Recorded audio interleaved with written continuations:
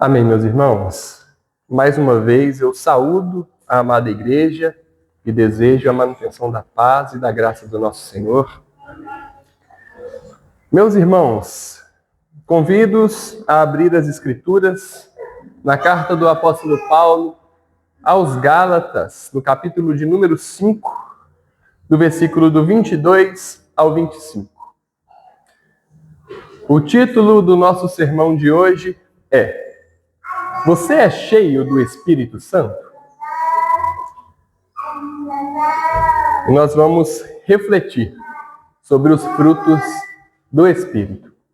Diz assim a palavra do Senhor, Gálatas 5, do 22 ao 25. Mas o fruto do Espírito é amor, gozo, paz, longanimidade, benignidade, bondade, fé, mansidão, temperança. Contra essas coisas não há lei. E aos que são de Cristo, crucificaram a carne com as suas paixões e concupiscências. Se vivemos em espírito, andemos também em espírito.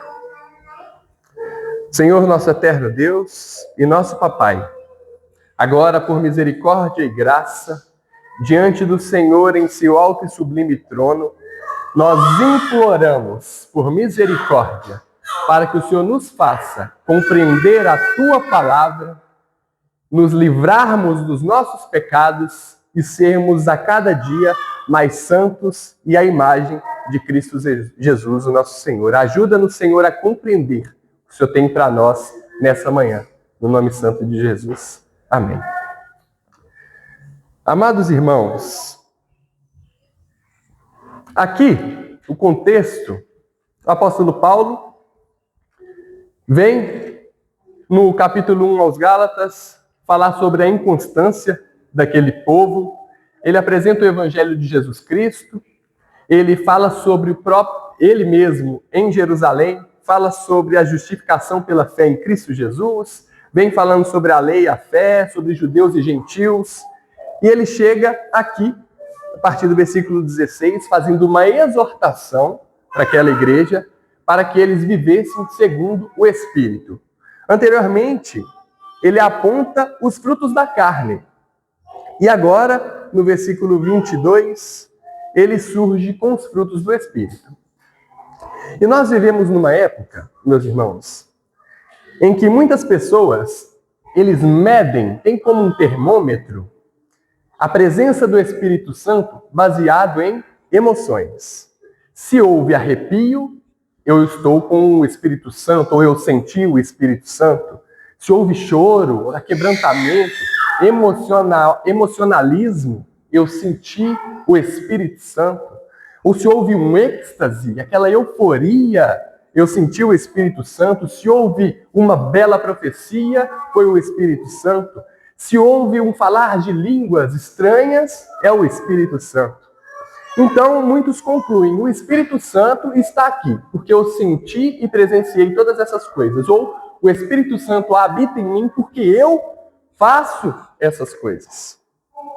Mas o interessante aqui, na carta do apóstolo Paulo aos Gálatas, é que, naquele contexto, haviam falsos mestres. Então, o apóstolo Paulo podia muito bem responder da seguinte maneira. Já que tinha falsos mestres, ele podia falar: quer saber quem que é o verdadeiro mestre? Quer saber quem que realmente tem o Espírito Santo? Veja então quem fala em línguas angelicais. Esse tem o Espírito Santo. Ou senão ele podia falar: veja, aquele que faz milagres, que faz mortos ressuscitarem ou pessoas doentes serem curadas, esse sim tem o Espírito Santo. Ou senão ele fala: tá vendo aqueles que caem no chão, que são arrebatados, esses tem o Espírito Santo. Ou senão ele podia falar: tá vendo aquelas pessoas que sentem fogo? Elas têm o Espírito Santo. Porque lá tinham falsos mestres e ele estava exortando os Gálatas da verdade. Mas pelo contrário, irmãos, o apóstolo Paulo aqui, ele vem ensinar que quando alguém é reconhecido por estar cheio do Espírito Santo, ele tem que apontar para o caráter de Deus. O Novo Testamento jamais apresenta dons extraordinários como uma prova definitiva de salvação. Inclusive, Jesus faz uma advertência em Mateus 7:22. Muitos me dirão naquele dia: Senhor, Senhor, nós profetizamos em teu nome. Nós em teu nome não expulsamos demônios. Em teu nome nós não fizemos muitas maravilhas. E aí no versículo 23 de Mateus 7, Jesus vem e diz para esses assim: abertamente, nunca vos conheci.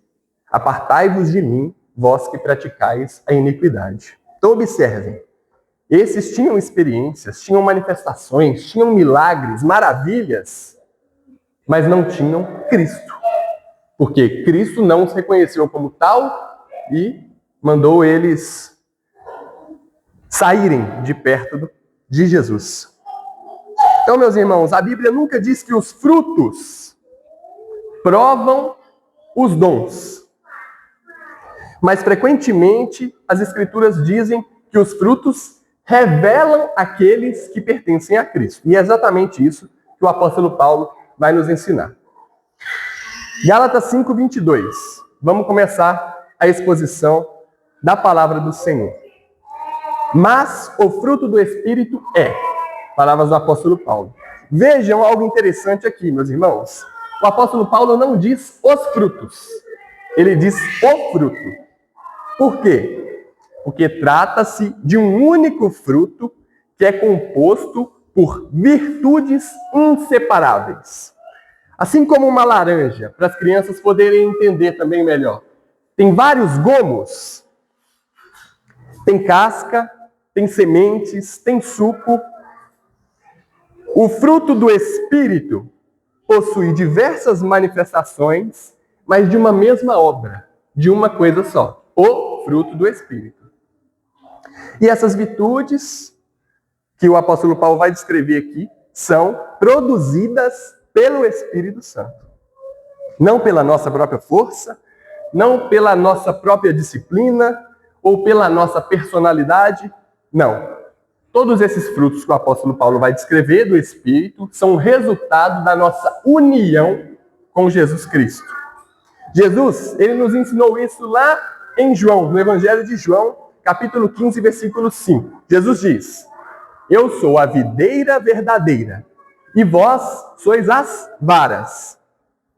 Quem está em mim e eu nele, esse dá muito fruto, porque sem mim nada podeis fazer. Então, o apóstolo Paulo está tratando de frutos do Espírito que são produzidos para aqueles que estão na videira verdadeira.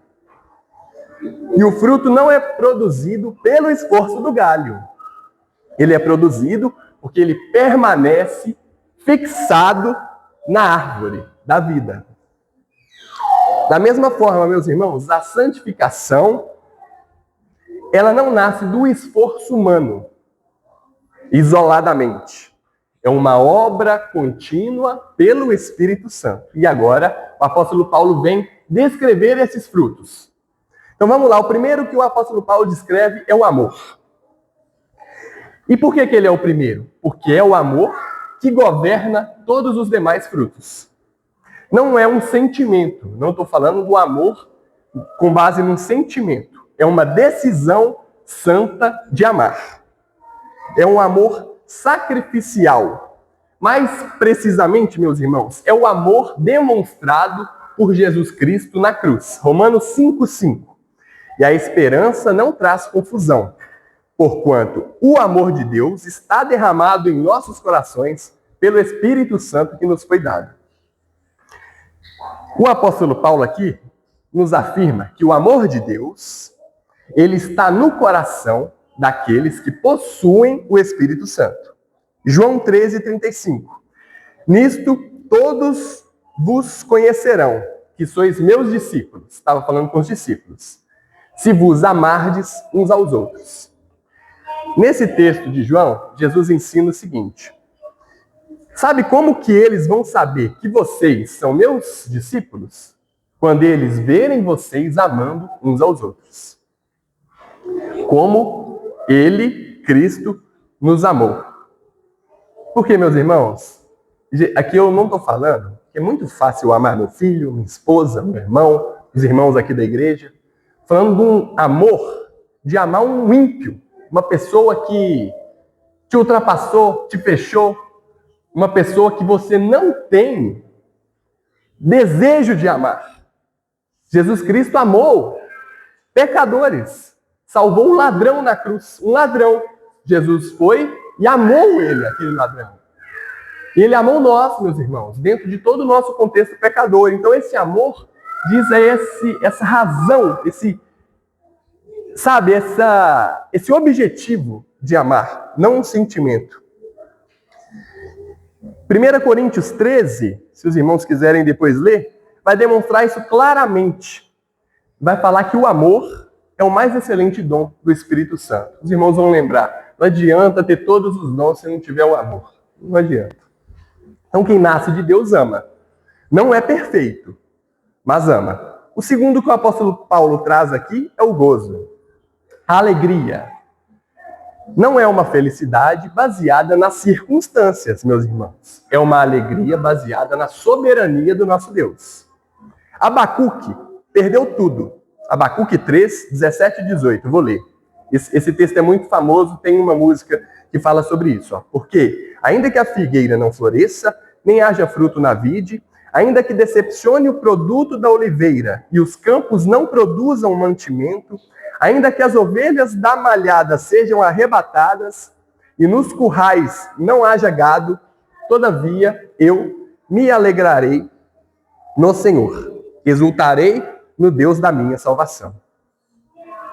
Então Abacuque perdeu tudo e ainda assim se alegrava no Senhor.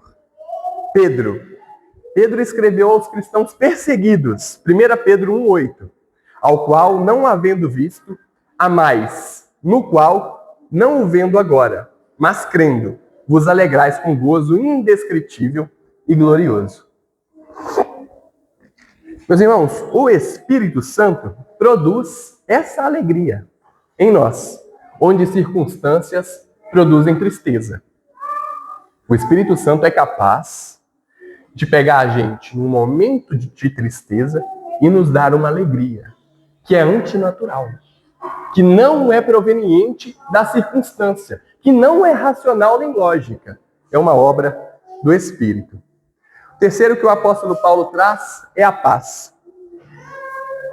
Não apenas, meus irmãos, aquela paz interior, não. Essa paz aqui é a reconciliação com Deus. Romanos 5:1. Tendo sido, pois, justificados pela fé, temos paz com Deus, por nosso Senhor Jesus Cristo.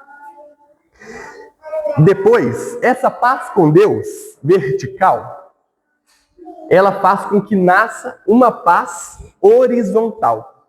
Romanos 12:18. Se for possível, quanto estiver em vós, apóstolo Paulo, tende paz com todos os homens. Então, uma pessoa que é cheia do Espírito Santo, ela não vive promovendo guerras desnecessárias. Ela está em paz com Deus e em paz com os outros. Mais um fruto do Espírito, quarto, longanimidade, que é a paciência. É suportar ofensas, é demorar para se irar. É exatamente como Deus age conosco. Êxodo 34:6, um dos atributos de Deus. Passando, pois, o Senhor perante ele, clamou: o Senhor Deus, misericordioso e piedoso, tardio em irar-se e grande em beneficência e verdade. Deus, meus irmãos, é longânimo conosco. Efésios 4:2, com toda humildade e mansidão, com longanimidade, suportando-vos uns aos outros em amor. Eu não sei se os irmãos já pararam para pensar. Se Deus não fosse longânimo e agisse para conosco da forma com que nós merecemos, eu acabei aqui de cometer um erro gravíssimo contra Deus.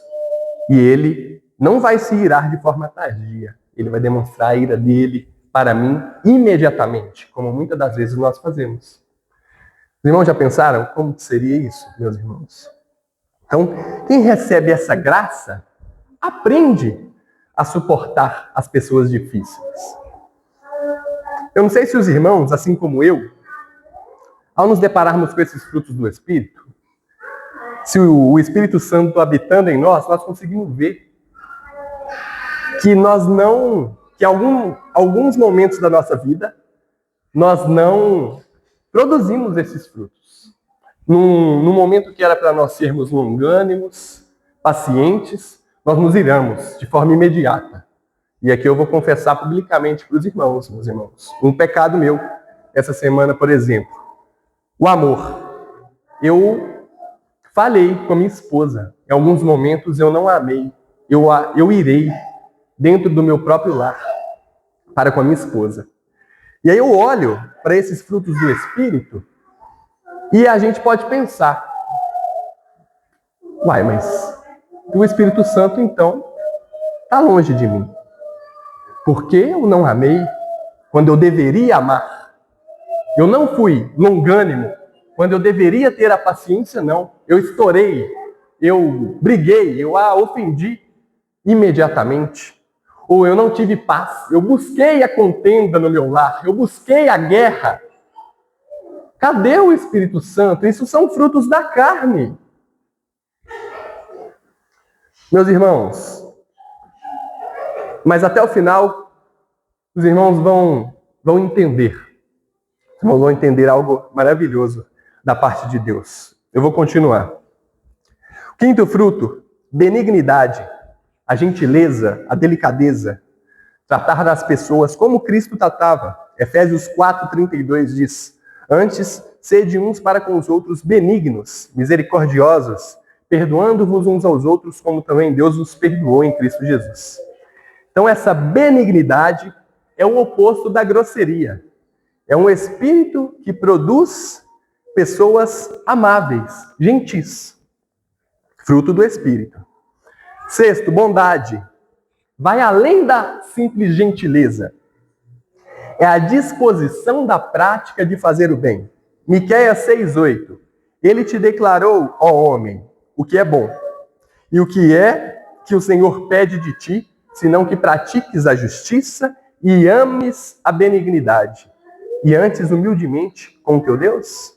Ou o próprio Tiago diz, texto também famoso, meus irmãos, porque assim como o corpo sem o espírito está morto, assim também a fé sem obras ela é morta. Tiago 2:26. Ou Efésios 2:10, porque somos feitura sua, criados em Cristo Jesus para as boas obras, as quais Deus preparou para que andássemos nelas. Então, meus irmãos, essa bondade, como um fruto do Espírito que o apóstolo Paulo descreve, ela diz respeito a essas boas obras que nós praticamos por meio do Espírito de Jesus, pois fomos criados para as boas obras, para andarmos nessas boas obras. Sétimo é a fé. E essa fé, meus irmãos, apesar de sabermos que a fé é dom de Deus, como também diz a carta do apóstolo Paulo aos Efésios, essa fé favorece aqui um sentido de fidelidade. É ser uma pessoa confiável, cumprir a palavra, ser constante. Apocalipse 2:10. Nada temas das coisas que hás de padecer. Eis que o diabo lançará alguns de vós na prisão, para que sejais tentados, e tereis uma tribulação de 10 dias. Sê fiel até a morte, e dar-te-ei a coroa da vida. Então, uma pessoa cheia do Espírito Santo, que recebe essa fé, essa fidelidade como um dom de Deus, é alguém em que se pode confiar. É alguém que é fiel até o fim. 8. Mansidão. O apóstolo Paulo descreve aqui a mansidão como fruto do Espírito. Então, não é fraqueza, é força sob o controle. Mansidão, não estou falando de uma pessoa fraca que vai aceitar qualquer tipo de injustiça. Não, a própria palavra de Deus nos diz que nós temos que ter sede, fome de justiça. Justiça. Então aqui a mansidão é força sob o controle. Jesus era manso, Mateus 11, 29. Tomai sobre vós o meu jugo e aprendei de mim, que sou manso e humilde de coração, e encontrareis descanso para vossas almas. Moisés era chamado o homem mais manso de toda a terra, Números 12, 3. E era o homem Moisés muito manso, mais do que todos os homens que havia sobre a terra. Mas mesmo assim, meus irmãos, Moisés enfrentou o faraó. Então a mansidão não elimina a coragem, não confundam. Jesus Cristo também era manso, mas derrubou todas aquelas vendas que estavam acontecendo na frente do templo, com agressividade. Então, a mansidão que eu falo aqui não é a inércia e a bobiça, não. É controlar a coragem. E o último que o apóstolo Paulo descreve é a temperança, o autodomínio. É o domínio sobre a minha língua, sobre as minhas emoções, sobre os meus desejos, sobre a sexualidade, sobre o dinheiro, sobre a alimentação, sobre a ira. Provérbios 25, 28. Como a cidade derrubada sem muro, assim é o homem que não pode conter o seu espírito. O espírito governa onde antes a carne governava. Então, o fruto do espírito aqui, meus irmãos, é dizer não ao pecado. É eu ser capaz, por meio do Espírito Santo, de frear aquela inclinação natural que eu tenho para produzir os frutos da carne que o apóstolo Paulo descreve antes dos do Espírito que nós estamos tratando. Irmãos, como eu disse, ao lermos os frutos do Espírito, a gente identifica vários que nós não produzimos. Ou seja, que em alguns momentos da nossa vida, nós não vemos ele. E aí a gente pode pensar, será que eu realmente, segundo o apóstolo Paulo, tenho o Espírito Santo? E nós cantamos hoje, meus irmãos, o Salmo 51.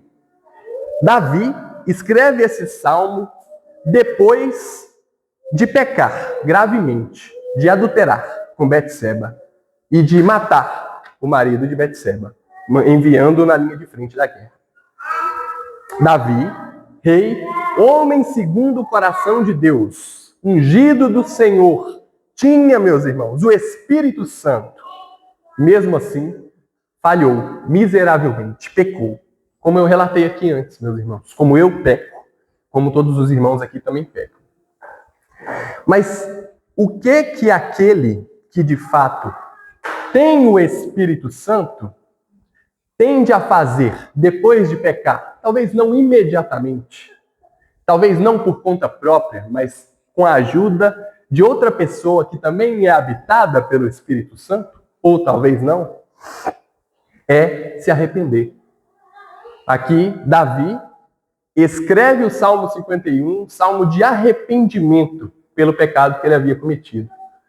Então, meus irmãos, ser cheio do Espírito Santo não é aquele que não peca, porque nós somos cheios do Espírito Santo, demonstramos que temos esses frutos, mas não em todo o tempo. Algumas vezes nós falhamos, nós caímos, mas aquele que o Espírito Santo habita, meus irmãos, nós nos incomodamos com o nosso pecado. Os irmãos aqui, nós precisamos nos preocupar em relação aos pecados que nós cometemos e não nos arrependemos. E que nós possamos clamar a Deus para que Ele nos ajude a nos arrepender, mas não atestar que não temos o Espírito Santo, meus irmãos, porque o Espírito Santo não é descrito aqui como alguém que não peca. Mas vamos continuar. Versículo de número 23. O apóstolo Paulo diz: contra estas coisas não há lei. Quem vive assim, com esses frutos do Espírito, não precisa de uma lei externa que controle a sua vida. Porque a pessoa que produz esses frutos, ela, consequentemente, cumpre a lei do Senhor. Inclusive porque também essa lei já está escrita no coração daquele que é habitado pelo Santo Espírito. Jeremias 31, 33. Mas essa é a aliança que farei com a casa de Israel, depois daqueles dias, diz o Senhor. Porei a minha lei no seu interior, e escreverei no seu coração, e eu serei o Deus, e eles serão meu povo. Romanos 8:4, para que a justiça da lei se cumprisse em nós, que não andamos segundo a carne, mas segundo o Espírito. Então o Espírito Santo produz exatamente aquilo que a lei exige de nós. Mas a lei nunca conseguiu gerar isso em nós. Mas o Espírito Santo consegue, meus irmãos. E aqui nós estamos diante de uma verdadeira experiência sobrenatural. Por quê? Nós passamos a agir de uma maneira antinatural, como eu mesmo disse. Em algum momento em que eu naturalmente devo me irar imediatamente, o Espírito Santo me contém e eu não iro. Isso é uma verdadeira manifestação clara do Espírito Santo. E não eu começar a falar línguas angelicais e entregar inúmeras profecias, sendo que em casa eu sou um filho do diabo com a minha esposa, por exemplo. Meus irmãos, a maior experiência sobrenatural que nós somos capazes de enxergar é exatamente isso. É o antinatural de produzirmos esses dons por meio do Espírito Santo em momentos que naturalmente dizem que nós deveríamos agir de outra forma. A lei condena o pecado, mas a lei jamais condenará o amor, a bondade e a mansidão. Quem vive assim demonstra que a lei está escrita de fato em seu coração. Versículo 24. E os que são de Cristo crucificaram a carne com as suas paixões e concupiscências. Observem aqui, meus irmãos. O apóstolo Paulo não disse que a carne morreu completamente. Ele disse que ela foi crucificada. Ainda há uma luta. Romanos 7 mostra essa batalha. Pois os irmãos leem. Então, existe uma batalha nossa contra o pecado, travada, mesmo nós estando com o Espírito Santo habitando em nós. Mas agora, meus irmãos, o pecado perdeu o domínio que ele tinha em nós. Se nós não tivéssemos o Espírito Santo, não haveria esses frutos do Espírito e nós produziríamos a todo momento os frutos da carne sem nenhum tipo de temperança de nada. Mas não, meus irmãos, agora que o Espírito Santo habita em nós, quem nos domina não é mais a nossa natureza pecaminosa. Não é mais o pecado. O regenerado, ele ainda peca, mas agora quem domina ele é o Espírito Santo. Então, nós não somos mais escravos do pecado, nós que temos o Espírito Santo. A marca do convertido, volto a dizer, não é a perfeição, mas é um arrependimento. É essa guerra contra o pecado. É eu não querer pecar. É eu querer me livrar daquele pecado. Eu sentir ânsia, o dever sentir ânsia pelo pecado. Já o incrédulo não, meus irmãos. Aquele que não é habitado pelo Espírito Santo, ele vive em paz com o pecado. Eu peco e tenho paz no meu pecado. Nós não, meus irmãos. E nós vamos clamar a Deus por isso, para que possamos fazer guerra contra o pecado. Versículo 25. Se vivemos em espírito, andemos também em espírito. O último versículo que nós lemos aqui. E Paulo encerra essa descrição dos frutos do Espírito, mostrando duas verdades. Se vivemos em Espírito, andemos também em Espírito. Então, primeiro, vivemos pelo Espírito. Ninguém nasce de novo sozinho. Tito 3:5. Não pelas obras de justiça que houvéssemos feito, mas segundo a sua misericórdia, nos salvou pela lavagem da regeneração e da renovação do Espírito Santo. Então, meus irmãos, primeiro vivemos pelo Espírito, que nos regenerou, que nos transformou, que fizemos o que Jesus disse para Nicodemos, fez a gente nascer de novo, nos lavou. E agora nós vivemos pelo Espírito, não mais em nós, mas sim em Espírito. E segundo, andemos pelo Espírito. Então, a vida espiritual, ela não termina quando há conversão, quando o Espírito Santo vem e faz uma morada em nós. Não. A vida espiritual continua. Existe uma caminhada. O verbo andar aqui descreve uma marcha militar. É um caminhar em formação, seguindo os passos do Espírito que nos guia. Não segundo mais as nossas emoções, os modismos, a nossa cultura ou os nossos desejos, mas segundo a palavra. Por quê? O Espírito jamais conduz alguém contra as Escrituras. Por quê? O Espírito que inspirou as Escrituras. Então não existe a pessoa que é cheia do Espírito andar contra as Escrituras que o Espírito inspirou. É contraditório. 2 Pedro 1:21. Porque a profecia nunca foi produzida por vontade de homem algum, mas os homens santos de Deus falaram inspirados pelo Espírito Santo. Aqui o apóstolo Pedro está descrevendo as Escrituras Sagradas, os homens santos de Deus que falaram por meio do Espírito Santo das Sagradas Escrituras, falando sobre a excelência da palavra de Deus.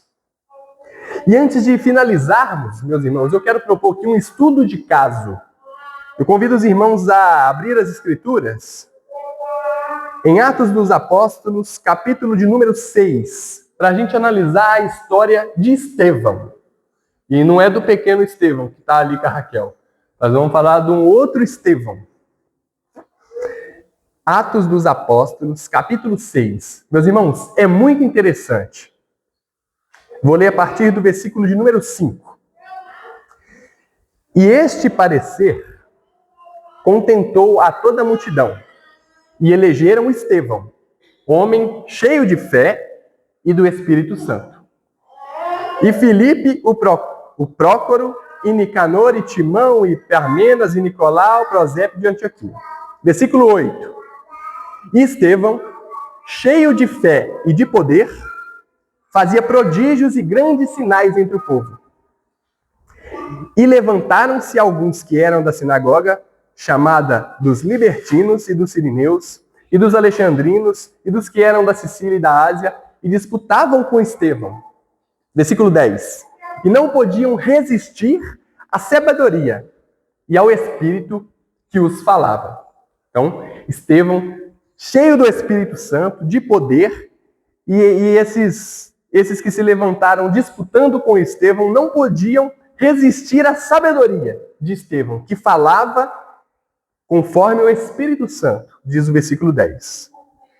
Que até o versículo 14 vai dizer que esses homens subornaram outros homens para que dissessem que o Estevão disse blasfêmias contra Moisés e contra Deus. O texto vai dizer que eles excitaram o povo, os anciãos e os escribas, a levar Estevão para o conselho, para punir Estevão pelo que ele estava fazendo. E aqui diz que eles apresentaram, inclusive, falsas testemunhas que diziam que ele não parava de proferir palavras blasfemas contra o santo lugar, que era o templo de Jerusalém e a lei. Versículo 14. Porém, nós lhe ouvimos dizer que esse Jesus Nazareno há de destruir este lugar e mudar os costumes que Moisés nos deu. Então Estevão, meus irmãos, cheio de poder, cheio do Espírito Santo, estava falando aqui o que Jesus diz lá em Mateus 24. O templo que vocês adoram vai ser destruído. Versículo 15. Então todos os que estavam assentados no conselho, Estevão já estava lá no conselho, meus irmãos, para ser lá julgado. Fixando os olhos em Estevão, viram o seu rosto como o rosto de um anjo. Então a Bíblia descreve que Estevão, cheio do Espírito Santo ali, as pessoas olhavam para ele e enxergavam o rosto de um anjo. Vamos para Atos 7. E disse o sumo sacerdote: porventura é isto assim? E ele disse: homens, irmãos e pais, palavras de Estevão, ouve.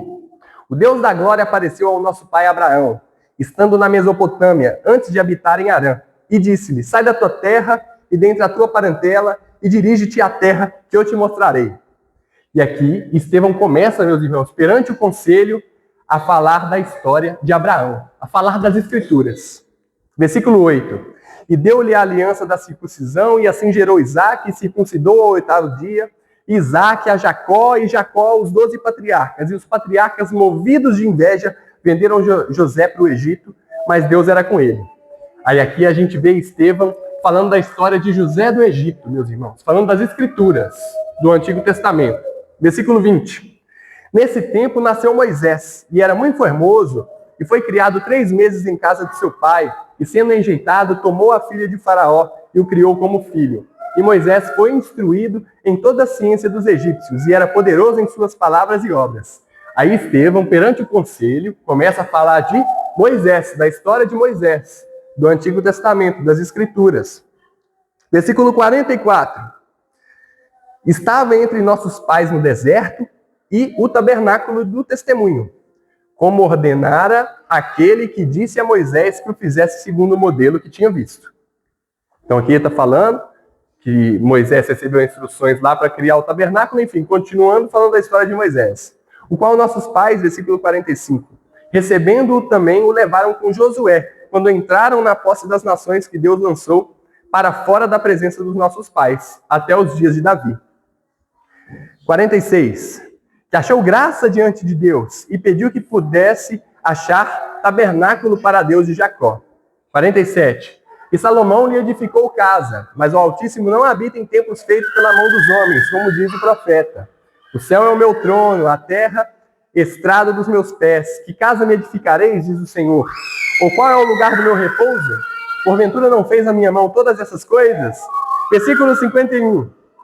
Homens de dura cerviz, e incircuncisos de coração e ouvido, vós sempre se resistis ao Espírito Santo, assim como vossos pais.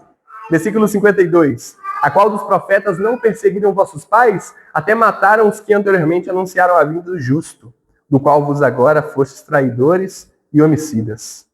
Vós que recebestes a lei por ordenação dos anjos e não aguardastes.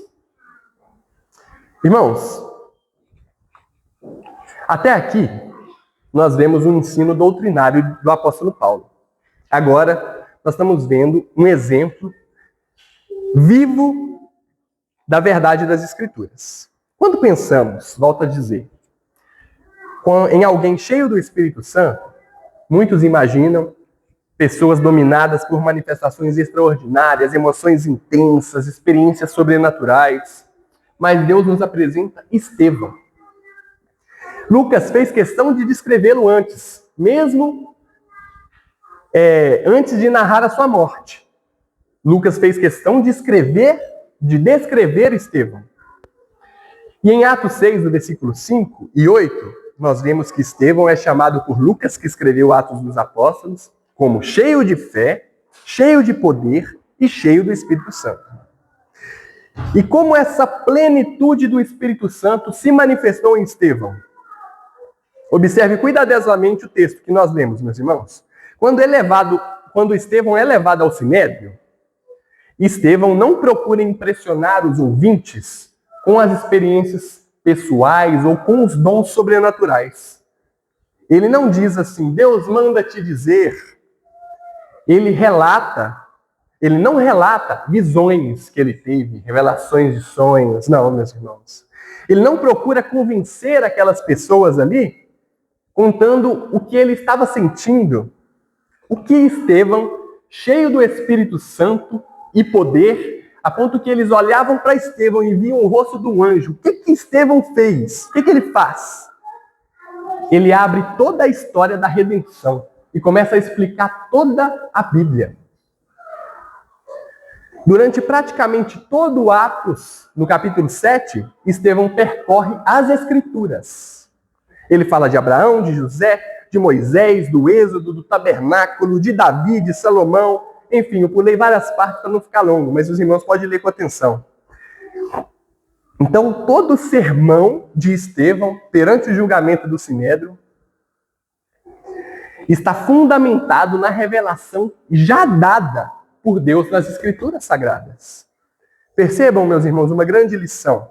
O homem cheio do Espírito Santo é, antes de tudo, um homem cheio da palavra de Deus. E isso faz todo sentido. Foi o mesmo Espírito que inspirou as Escrituras, em 2 Timóteo 3,16. Toda a Escritura é divinamente inspirada e proveitosa para ensinar, repreender, corrigir e instruir em justiça.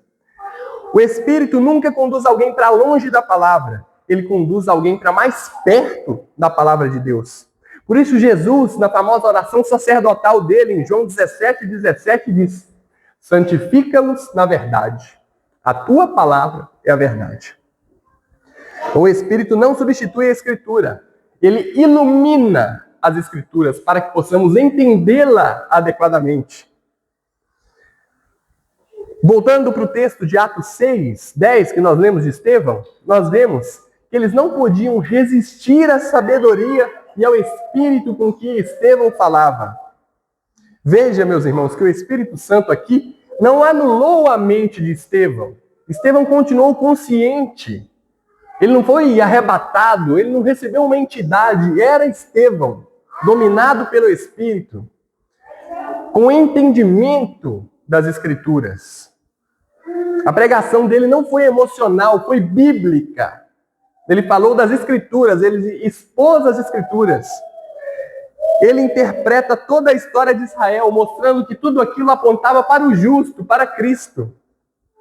Isso nos ensina que a maturidade espiritual não se mede pelo volume da voz, apesar de eu estar falando alto, mas pela profundidade da verdade das Escrituras. E durante todo esse relato, nós vemos o fruto descrito pelo apóstolo Paulo em Gálatas, em Estevão.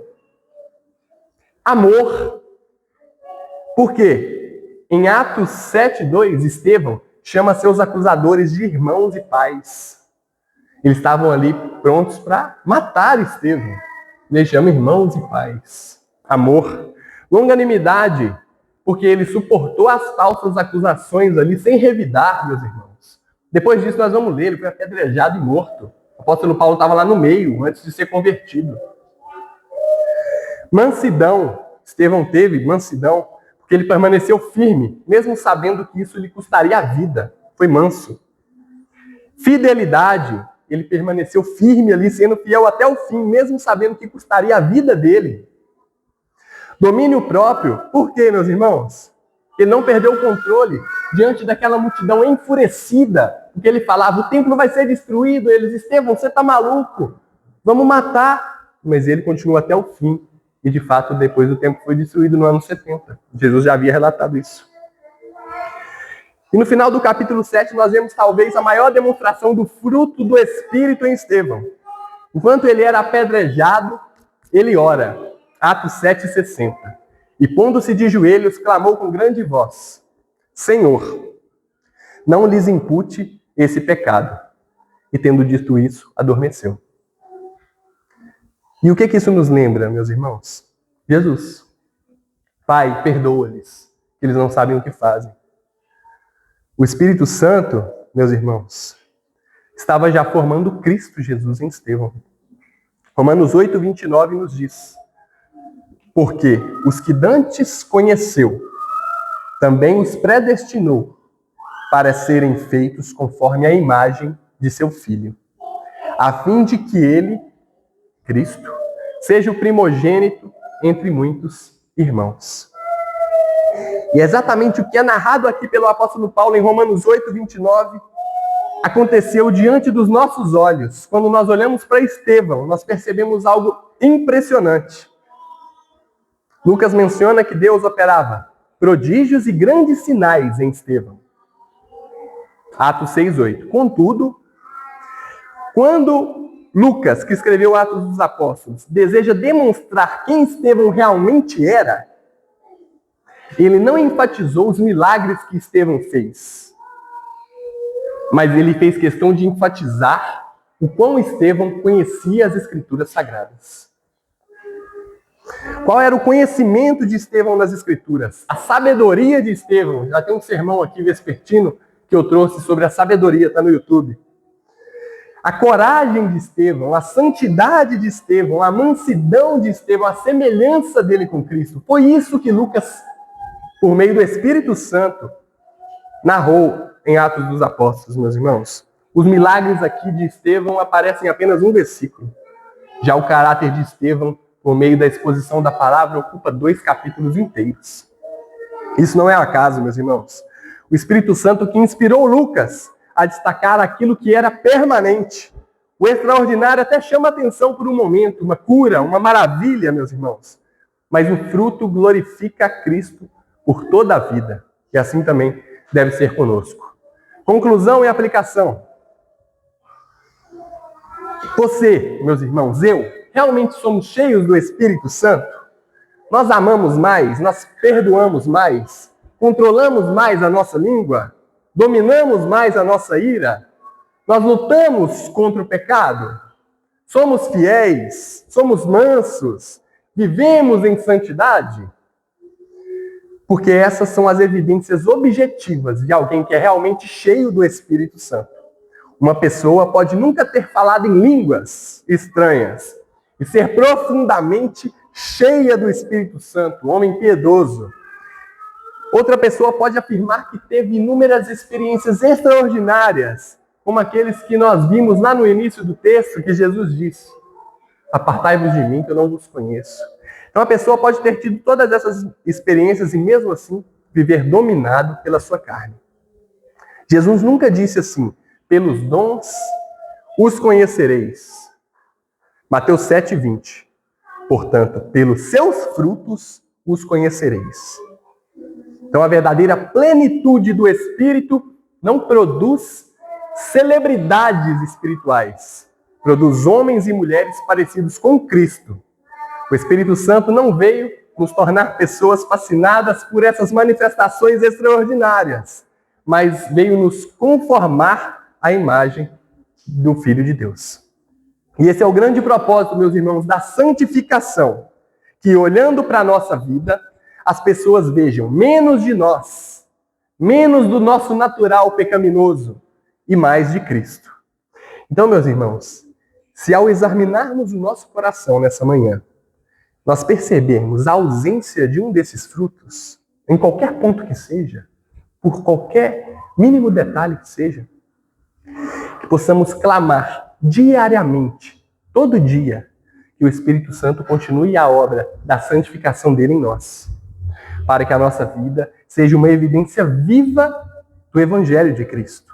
Não por manifestações extraordinárias, meus irmãos, mas por um caráter nosso aqui transformado. O ladrão não rouba mais, o que falava palavrão não fala mais, o que desonrava os pais não desonra mais, e buscar ter uma vida mais santa. Filipenses 4:13. Por quê? Posso todas as coisas em Cristo que me fortalece. Todas as coisas, meus irmãos. Inclusive esses pecados malditos que nos rondam. Só por meio de Cristo Jesus, com o Espírito Santo habitando em nós, que nós somos capazes de fazer algo diferente do que faríamos e do que todos fazem. Isso nós podemos, por meio do Espírito Santo. Enquanto sem Jesus nós não podemos fazer nada, com Ele nós recebemos a força necessária para produzirmos o fruto do Espírito e para lutarmos, de fato, contra os nossos pecados, meus irmãos. Que possamos, nessa manhã, entendermos que somos cheios do Espírito e que possamos clamar para que o Espírito Santo nos ajude a sermos a cada vez mais parecidos com Cristo Jesus, o nosso Senhor. Senhor nosso eterno Deus, nosso Papai. Deus bendito, Deus da glória. Papai, os frutos da carne é o trem mais fácil que tem para a gente produzir. A gente produz sem pensar, papai. A gente produz com gosto. A gente produz de forma natural. Os do Espírito não. Nós precisamos do Senhor, da sua ajuda. E eu quero clamar ao Senhor, não porque mereço, papai, mas que o Senhor tenha misericórdia de cada um de nós que está aqui. Até daqueles pequeninos que ainda estão no ventre. Bem como do ancião que está aqui nesse lugar, pai, mais velho de nós. Que o Senhor possa, pela sua misericórdia, pelo seu Santo Espírito. E esse é um pedido, papai, que eu sei que o Senhor nos atende, porque é isso que as Escrituras nos dizem, que o Espírito Santo faz, nos santifica. Então eu imploro, Senhor, por misericórdia, santifica-nos na verdade, a tua palavra é a verdade. Ajuda-nos, Senhor, a sermos mais parecidos com Jesus Cristo a cada dia, a reconhecermos os nossos pecados e, como Davi, nos arrependermos verdadeiramente, papai, para a tua glória, Senhor. Tem misericórdia do teu povo, da tua igreja que clama, e seja conosco, papai. No nome de Jesus é o meu clamor para todos nós nessa manhã. Amém. Meus irmãos, em resposta, vamos cantar juntos o Salmo de número 1. E eu queria que os irmãos